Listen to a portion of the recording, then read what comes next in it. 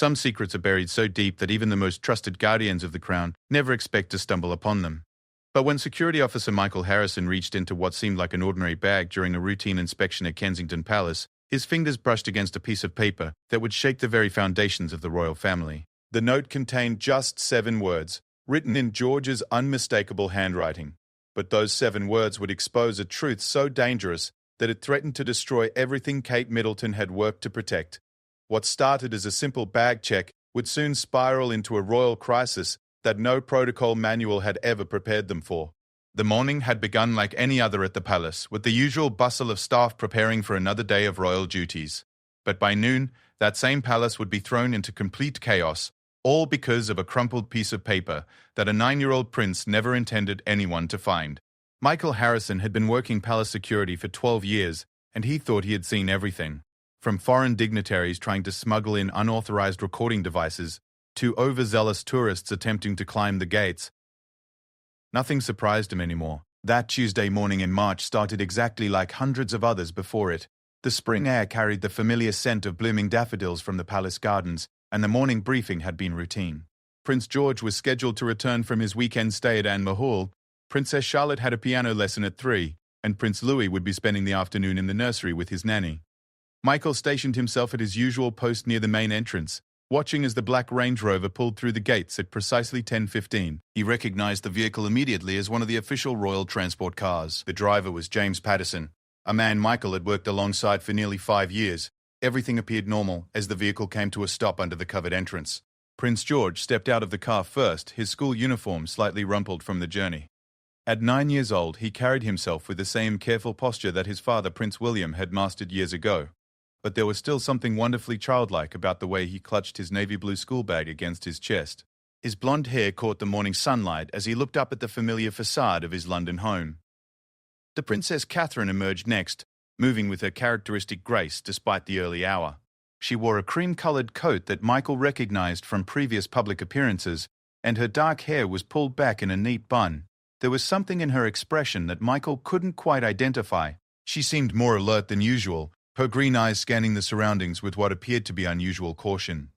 As part of standard protocol, all bags and personal items had to pass through security screening, even those belonging to the royal family. It was a rule that had been implemented years ago after several security incidents at other royal residences around the world. The family had long since grown accustomed to the procedure, and it rarely took more than a few minutes. Michael approached as George set his school bag down on the security table. The boy offered him a polite smile, the kind that had been carefully taught and practiced countless times. "Good morning, Mr. Harrison," George said in his clear, well-educated voice. "Good morning, Your Royal Highness," Michael replied with a respectful nod. He had watched this young prince grow from a toddler into the thoughtful boy who now stood before him. Over the years, George had always been cooperative during security checks, understanding that these procedures were simply part of his daily life. The bag was made of high-quality navy leather, with the school crest embossed in gold lettering. Michael had inspected this same bag dozens of times before. It usually contained the typical items of any 9-year-old student: textbooks, notebooks, pencil cases, and occasionally a forgotten snack or small toy. Today should have been no different. Michael unzipped the main compartment and began his routine inspection. Mathematics textbook, English literature book, a blue pencil case decorated with small airplanes, and a half-eaten packet of biscuits that had clearly been saved from lunch the day before. Everything appeared completely normal. He moved to the smaller front pocket, expecting to find perhaps some loose change or a small eraser. His fingers immediately encountered something unexpected. Instead of the usual school supplies, there was a piece of paper that had been folded several times and pushed deep into the corner of the pocket. The paper felt different from typical schoolwork. It was thicker, more expensive feeling, and it had been folded with unusual care. Michael paused. Something about the way the paper had been hidden triggered his professional instincts. In his 12 years of palace security, he had learned to trust those moments when something felt wrong, even if he couldn't immediately identify why. The paper had been deliberately concealed, folded small, and pushed into the most difficult corner of the pocket to reach. He glanced up at George, who was standing patiently beside his mother. The boy's expression had changed subtly. Where there had been casual indifference moments before, Michael now detected what looked like nervousness. George's hands had moved to clasp behind his back, a gesture that Michael recognized as something the young prince did when he was anxious about something. Catherine seemed to sense the shift in atmosphere. Her attention moved from the casual conversation she had been having with another staff member to focus entirely on what Michael was doing. There was something in her expression that suggested she knew exactly what that piece of paper was, and she was not pleased that it was being discovered. Michael carefully extracted the folded paper from the pocket. As he began to unfold it, he noticed that George had taken a small step backward, moving slightly behind his mother, as if seeking protection. Catherine's hand moved protectively to rest on her son's shoulder, and Michael caught a brief exchange of glances between mother and son that spoke of shared knowledge about whatever was written on that paper. The paper was expensive stationery, the kind used for important correspondence. As Michael unfolded it completely, he could see that there was writing on it in what appeared to be a child's handwriting, but the letters were formed with unusual care, as if the message had been composed with great thought and consideration. Michael began to read the contents of the note, and with each word, his understanding of what he was looking at became more clear and more disturbing. This was not a typical piece of schoolwork or an innocent child's letter.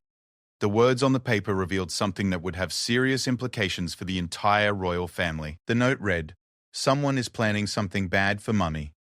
The simple sentence, written in George's careful handwriting, contained an accusation so serious that Michael felt his training immediately kick in. This was not a child's imagination or a game. The way the note had been hidden, the nervousness of both George and Catherine, and the serious tone of the message all suggested that this was a genuine security concern that had somehow remained hidden until this moment. Michael looked up from the paper to find Catherine watching him with an expression that confirmed his worst suspicions. This was not the first time she had seen this note. She knew exactly what her son had written, and she understood the implications just as clearly as Michael now did. The question was not what the note said, but why a 9-year-old prince felt the need to write such a warning, and what had happened to make him believe his mother was in danger. The security officer realized that what had started as a routine bag inspection had just uncovered what could be a serious threat to one of the most protected women in the world.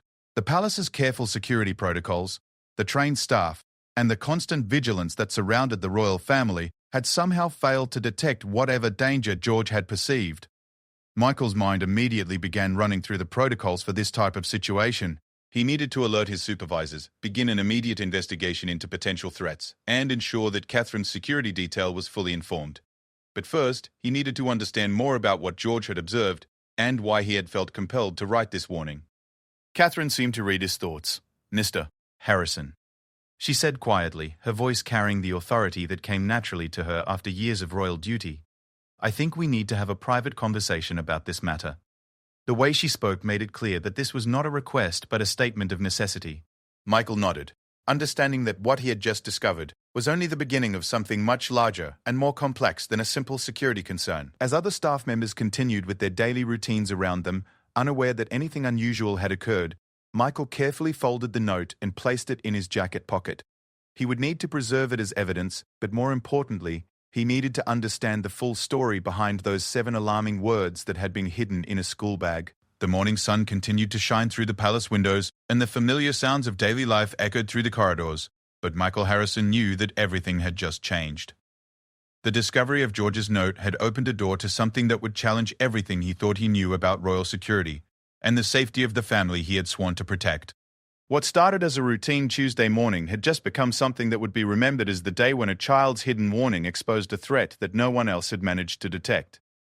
The private drawing room where Catherine led Michael was one of the smaller, more intimate spaces within Kensington Palace. Decorated in soft blues and cream colours, it was where the family often gathered for informal conversations, away from the more formal reception areas. Today, however, the familiar warmth of the room felt overshadowed by the gravity of their discussion. Catherine closed the door behind them and moved to stand near the window overlooking the palace gardens. For a moment, she remained silent, her hands clasped in front of her, as she appeared to gather her thoughts. Michael had worked in royal security long enough to recognize when someone was deciding how much truth to share, and he could see that internal struggle playing out across Catherine's features. "Your Royal Highness," Michael began carefully, "I need to understand what prompted Prince George to write that note. Has he mentioned anything to you about observing suspicious behavior or overhearing concerning conversations?" Catherine turned from the window to face him. The composed public figure that millions of people admired had been replaced by something more vulnerable, more human. She was not the Princess of Wales in that moment. She was simply a mother who was concerned for her family's safety. "George is an observant child," she began, her voice quiet but steady. perhaps more observant than we sometimes give him credit for. Over the past few weeks, he has asked me several times about people who come to the palace, about why certain staff members have changed their routines, and about conversations he has overheard that he didn't understand. Michael removed his notebook from his jacket pocket, a habit developed over years of security work. Can you give me specific examples of what he has observed or heard? Catherine moved to sit in one of the upholstered chairs, gesturing for Michael to take the chair across from her. The informality of the gesture spoke to the seriousness of their conversation. Royal protocol was being set aside in favor of getting to the truth as quickly as possible. 3 weeks ago, Catherine began, George came to me after dinner and asked why one of the kitchen staff was taking photographs of the family schedule board. When I asked him what he meant, he described seeing someone use their phone to photograph the weekly schedule that is posted in the staff break room. The person was someone he had seen before, but they were in an area where they had no reason to be. Michael made notes as she spoke, but his attention remained focused on her face. He could see that she was choosing her words carefully, revealing information that she had clearly been thinking about for some time. "Did you investigate this incident?" he asked. "I mentioned it to my personal protection officer," Catherine replied. "But when the matter was looked into, the person in question was no longer employed here. They had given notice and left their position 2 days after George saw them taking the photographs. The official explanation was that they had found employment elsewhere and had followed proper procedures for leaving." Michael felt a chill run down his spine. The timing was too convenient and the explanation too neat. Someone with access to palace staff areas had been gathering information about the royal family's schedule and had disappeared before any investigation could take place. "There have been other incidents?" he prompted.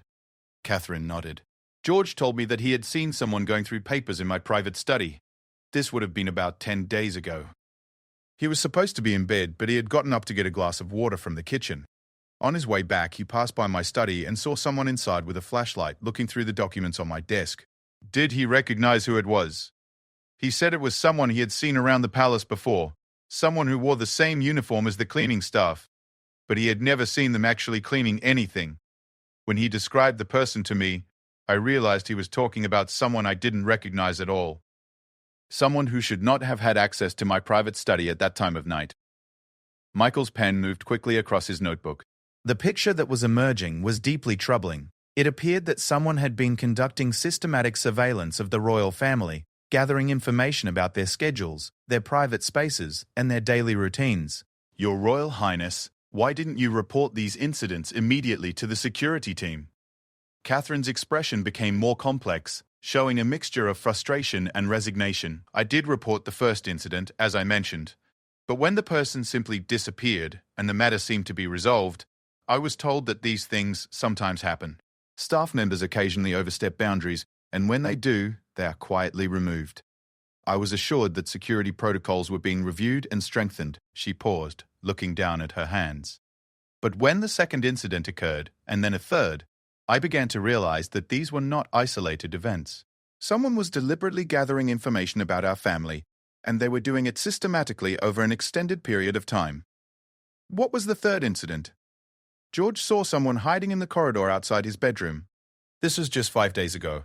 He woke up during the night and heard sounds in the hallway. When he looked out, he saw a figure pressed against the wall near his door, as if they were listening or waiting for something. When George turned on his bedside lamp, the person moved away quickly, but not before George got a good look at them." Michael felt his professional alarm systems fully activating. Someone had been conducting surveillance of a 9-year-old prince in his own home, monitoring his bedroom and his nighttime routines. This was far beyond ordinary security concerns.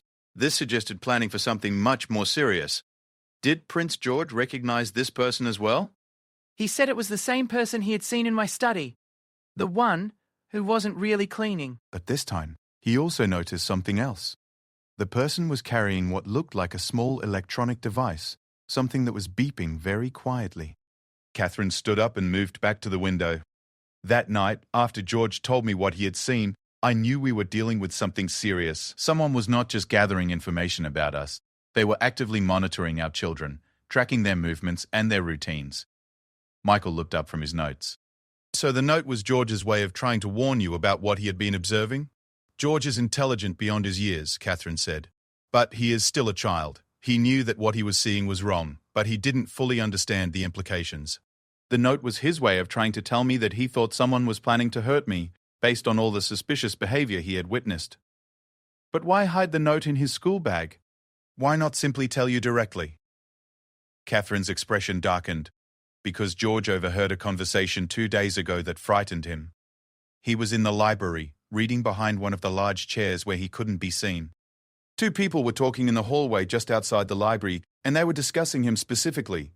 They were talking about whether he had seen too much, whether he might tell someone what he had observed. Michael felt a cold knot forming in his stomach. The situation was worse than he had initially imagined. Not only was someone conducting surveillance of the royal family, but they were aware that George had been watching them, and they were concerned enough about his observations to discuss how to handle him. What exactly did he overhear? He heard one person say that the little prince was asking too many questions, and that he might need to have an accident if he kept being so curious. The other person said that it would be better to handle his mother first, because then the children would be easier to manage. The words hung in the air, like a physical presence. Michael realized that he was not looking at a case of simple surveillance or information gathering. Someone was planning something that would directly harm Catherine and potentially her children as well. The note that George had hidden in his school bag was not the imagination of a worried child. It was an accurate warning based on real threats that he had overheard. "Your Royal Highness," Michael said carefully, "this information suggests an immediate and serious threat to your safety and the safety of your children. We need to implement emergency security protocols immediately and begin a full investigation." Catherine nodded. "I know. That's why I decided to tell you everything today." George wrote that note because he didn't know who else he could trust with what he had learned. He was scared that if he told the wrong person, it might make things worse for all of us. Michael closed his notebook and stood up. "We need to contact the head of palace security immediately and begin working with Scotland Yard. This is no longer a matter that can be handled internally."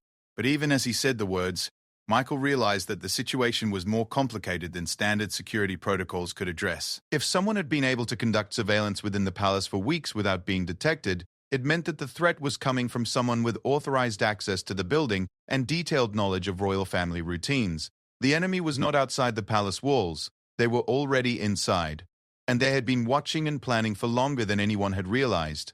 George's note was not just a warning about a future threat. It was evidence of a conspiracy that was already well underway.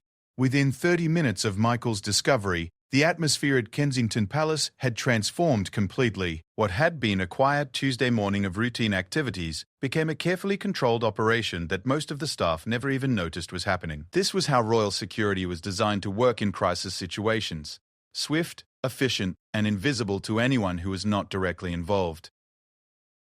Detective Chief Inspector Sarah Morrison arrived first, followed closely by 2 additional officers from Scotland Yard's Specialist Protection Unit. Michael had worked with Morrison on several previous occasions, and he knew her reputation for thorough investigations and careful attention to detail.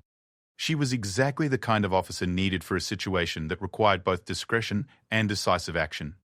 The secure conference room on the 2nd floor became the unofficial command center for what was now being treated as a credible threat to the royal family. Morrison spread out a floor plan of the palace on the large table and began marking locations where George had reported seeing suspicious activity. Michael provided his detailed notes from his conversation with Catherine, while additional security personnel began reviewing CCTV footage from the past 3 weeks. "The challenge we're facing," Morrison explained to the assembled team, "is that we're dealing with someone who has legitimate access to the palace and detailed knowledge of security procedures. They have been able to conduct surveillance for weeks without being detected by our standard security measures." Michael pointed to the marked locations on the floor plan. Based on Prince George's observations, the surveillance has been focused on gathering information about family schedules, personal routines, and the layout of private areas. This suggests planning for something that requires precise timing and detailed knowledge of the family's movements. Morrison nodded grimly. "The conversation that Prince George overheard suggests that we are looking at a timeline for action in the very near future. The fact that they were discussing whether he had seen too much indicates that they are aware their surveillance may have been compromised and that they need to act quickly." One of the technology specialists who had been reviewing security footage looked up from his computer screen. "I found something interesting. There are several instances over the past 3 weeks where someone appears to have used electronic devices to interfere with our surveillance cameras. The cameras were not damaged or obviously tampered with, but there are gaps in the footage that correspond to times when Prince George reported seeing suspicious activity." Morrison moved to look at the computer screen. "Show me exactly what you found." The specialist pulled up multiple video files. "Here, on the night when Prince George saw someone in the corridor outside his bedroom. The camera that covers that hallway shows normal footage until 11:30 p.m., then a 10-minute gap where the image is completely black. Then normal footage resumes. The camera was functioning normally, before and after, but during that specific window, we have no visual record of what happened. Michael felt a chill as he realized the implications. They have been using electronic devices to create blind spots in our surveillance system. That's what George saw, the device that was beeping quietly. They were using some kind of signal jamming equipment to disable our cameras during their surveillance activities. Morrison turned to address the full team. This confirms that we are dealing with someone with sophisticated knowledge of our security systems and access to specialized equipment. This is not a casual threat or an opportunistic individual. This is someone who has been planning this operation carefully and systematically. The head of Palace Security, Commander James Wright, had been listening to the briefing with growing concern. He had overseen royal protection for over 15 years and had never encountered a threat that had managed to penetrate palace security so completely without being detected. The immediate priority, Wright said, is to ensure the safety of the Princess of Wales and her children while we identify and locate the source of this threat. We need to implement enhanced security protocols without alerting the person or persons involved that we are aware of their activities. Morrison agreed. If they realize that their surveillance has been discovered, they may accelerate their timeline or change their plans in ways that could make the situation more dangerous. We need to maintain the appearance of normal operations while conducting a comprehensive investigation. The technology specialist had continued reviewing footage while they talked. I've found additional evidence of electronic interference with our systems, he reported. There are similar gaps in coverage near the kitchen staff areas, the private study, and several locations along the main corridors. Someone has been systematically creating blind spots in our surveillance to allow them to move through the palace undetected. Michael studied the pattern of affected cameras. The locations correspond exactly to the areas where Prince George reported seeing suspicious activity. They have been using the electronic interference to avoid detection while gathering information about the family's routines and accessing private areas. Morrison made notes on her planning board. We need to identify everyone who has had access to these areas during the relevant time periods and cross-reference that with anyone who has the technical knowledge to interfere with surveillance equipment. Wright pulled out his tablet and began accessing personnel records. I'll compile a list of all staff members who have been in these areas during the past 3 weeks, along with their employment history and background check information. We'll also need to review anyone who has had access to technical information about our surveillance systems. The investigation was beginning to take shape, but Michael realized that time was working against them. The conversation that George had overheard suggested that the threats were planning to act soon, possibly within days. They needed to identify the source of the threat quickly while maintaining the safety of the royal family. Morrison assigned specific tasks to each team member. I want complete background checks on all staff members who have had access to the affected areas. I also want a technical analysis of our surveillance system to determine exactly how the electronic interference was accomplished and what equipment would be required. She turned to Michael. I need you to work with Prince George to get more detailed descriptions of the people he observed. Children often notice details that adults miss, and his observations may provide crucial information for identifying our suspects. Michael nodded, understanding the delicate nature of this task. George was a 9-year-old boy who had already been frightened by what he had witnessed. Questioning him about his observations would need to be handled very carefully to avoid causing additional trauma while still gathering the information they needed. Wright coordinated with Catherine's personal protection officers to implement enhanced security measures that would appear routine but would actually provide additional layers of protection. We'll increase the number of protection officers assigned to the princess and the children, but we'll present this as a standard rotation of personnel rather than a response to a specific threat. The team worked with remarkable efficiency, but Michael could see the concern in everyone's expressions. They were dealing with a threat that had managed to penetrate the most secure royal residence in the country and had been operating undetected for weeks. The fact that a 9-year-old prince had been the one to finally expose the surveillance raised troubling questions about the effectiveness of their professional security measures. Morrison gathered the team around the conference table for a final briefing before they began their individual investigations. Based on the timeline of events and the conversation that Prince George overheard, we have to assume that whatever is being planned will happen soon. We are treating this as an active and immediate threat to the safety of the Princess of Wales and her children. She looked around the table to make sure everyone understood the gravity of the situation. Every person in this room understands the importance of discretion in royal protection work, but I want to emphasize that the success of this investigation and the safety of the royal family depends on maintaining complete confidentiality about our activities. Michael felt the weight of responsibility settling on his shoulders. The routine bag inspection that had started his day had uncovered a conspiracy that threatened one of the most protected families in the world. George's simple note, hidden in his school bag, had exposed a threat that all their sophisticated security measures had failed to detect. As the team dispersed to begin their investigations, Michael realized that they were racing against time to prevent something that could have devastating consequences not just for the royal family, but for the entire nation. The small piece of paper that had been folded and hidden in a school bag had become the key to unraveling a plot that no one had seen coming. The palace around them continued its daily routines, with staff members going about their duties and visitors arriving for scheduled appointments. But Michael knew that everything had changed. They were now operating in a state of hidden crisis, searching for an enemy who was already inside their walls and who had been watching and planning for longer than anyone wanted to admit. The breakthrough came 18 hours after George's note was discovered, but not from the sophisticated investigation techniques or advanced technology that the security team had deployed. It came from the most unexpected source imaginable: Princess Charlotte's piano teacher. Mrs. Elena Vasquez had been teaching piano to the royal children for 3 years. She was a respected musician who had been thoroughly vetted before being granted access to the palace, and she had always conducted herself with the highest level of professionalism. Her Tuesday afternoon lesson with Charlotte was scheduled for 3 o'clock, exactly as it had been every week for months. But when Mrs. Vasquez arrived for the lesson, she immediately sought out Michael Harrison with information that would break the case wide open. "Mr. Harrison," she said, approaching him with obvious urgency, "I need to tell you about something that happened last week that I didn't think was important at the time, but after hearing some unusual conversations today, I believe it may be significant." Michael, who had been coordinating with Scotland Yard on reviewing personnel files, immediately gave her his full attention. "What did you observe, Mrs. Vasquez?" Last Tuesday, during Princess Charlotte's lesson, someone interrupted us claiming that there was a problem with the piano that needed to be checked immediately. This person was wearing maintenance clothing and said they needed to examine the instrument for damage that had been reported by another staff member. Michael felt his pulse quicken. "Did you recognize this person?" "I had never seen them before, and I have been coming to the palace for 3 years. I know most of the maintenance staff by sight. But they had proper identification and spoke with authority, so I allowed them to interrupt the lesson. Princess Charlotte and I went to the small sitting room nearby while they worked." Mrs. Vasquez paused, clearly disturbed by what she was remembering. "The person spent nearly 20 minutes examining the piano, but they were not looking at the instrument itself. They were looking underneath it, behind it, and they were using some kind of small electronic device. When they finished, they said the piano was fine and that there had been a false report." Michael realized immediately what had actually happened.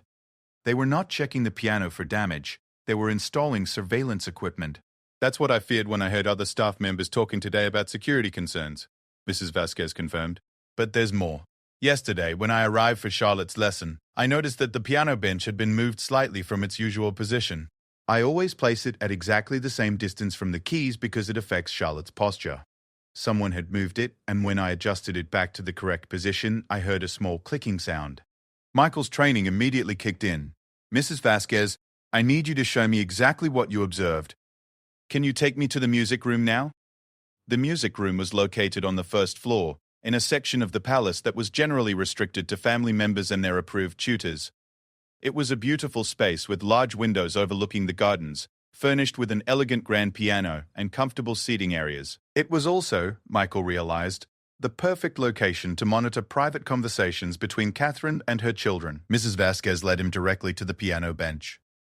"When I moved the bench back to its proper position, the clicking sound came from underneath.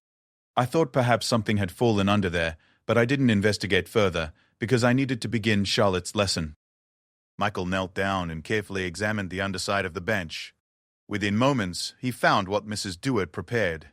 Vasquez had unknowingly discovered a small, sophisticated recording device that had been attached to the wooden frame of the bench. The device was nearly invisible unless someone knew exactly where to look, and it was designed to activate when the bench was moved into position for use. "This is evidence of a serious crime," Michael told Mrs. Vasquez. "You may have just provided the key to solving this entire case." He immediately contacted Morrison and Wright, and within minutes the music room was secured as a crime scene. The recording device was carefully removed by technical specialists, who could preserve any fingerprint evidence and trace its origin. But more importantly, the discovery led to a systematic search of other locations where the royal family regularly gathered for private activities. The search revealed a sophisticated surveillance network that was far more extensive than anyone had imagined. Recording devices had been placed in Catherine's private study, in the family dining room, in the children's playroom, and in several other locations where private conversations regularly took place. Someone had been systematically monitoring the royal family's private discussions for weeks, gathering information about their plans, their concerns, and their daily routines. Morrison coordinated the technical analysis of all the recovered devices while Wright focused on identifying how they had been installed. The maintenance credentials that had been used to access the music room led to a false identity that had been carefully constructed to pass initial security screenings. But the real breakthrough came when the technical specialists were able to trace the specific type of surveillance equipment back to its manufacturer. The devices were military-grade equipment that was available only through specific channels, and the serial numbers led directly to a purchase order that had been placed 6 months earlier. The purchase order had been submitted by someone claiming to represent a private security consulting firm, but when Morrison investigated the company, she discovered that it was a front organization with no legitimate business operations. The financial trail led to a series of shell companies, but eventually it pointed to a source that shocked everyone involved in the investigation. The surveillance operation had been funded and organized by a disgruntled former Palace employee who had been dismissed 18 months earlier for inappropriate conduct. Thomas Whitfield had worked in Palace maintenance for 5 years before being terminated for attempting to take unauthorized photographs of private family areas. At the time, the incident had been treated as a relatively minor security breach, and Whitfield had been quietly removed from his position. But Whitfield had not accepted his dismissal. Instead, he had spent 18 months planning an elaborate revenge scheme that involved gathering compromising information about the royal family that he could sell to tabloid newspapers or use to embarrass the monarchy. He had recruited 2 accomplices, including someone who had managed to gain employment as temporary cleaning staff to help him install and maintain the surveillance network. The conversation that George had overheard had been Whitfield discussing with his accomplices whether their surveillance had been discovered and whether they needed to accelerate their plan to release damaging information about Catherine. The mention of her needing to have an accident was Whitfield's way of saying that they needed to create a scandal that would damage her reputation and standing with the public.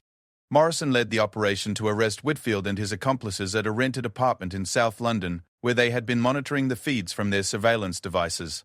When police entered the apartment, they found detailed schedules of royal family activities, photographs of private areas of the palace, and hours of recorded conversations from the hidden devices.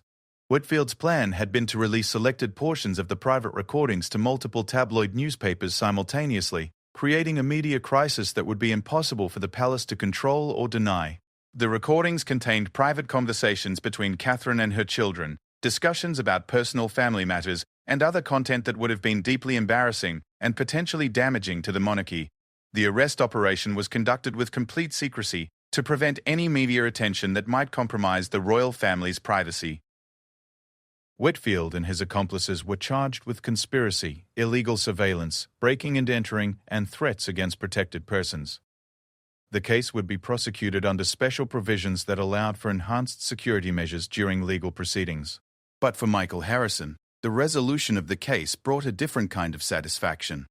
George's simple note had not only exposed a serious threat to his family's safety, but had also prevented what could have been a devastating attack on the monarchy itself. When Michael met with Catherine the following day to brief her on the conclusion of the investigation, she expressed gratitude that went beyond professional courtesy. George will be relieved to know that his concerns were taken seriously and that the people who were watching us have been stopped, she said. Michael realized that the 9-year-old prince had demonstrated remarkable courage and intelligence in recognizing that something was wrong and taking action to protect his family.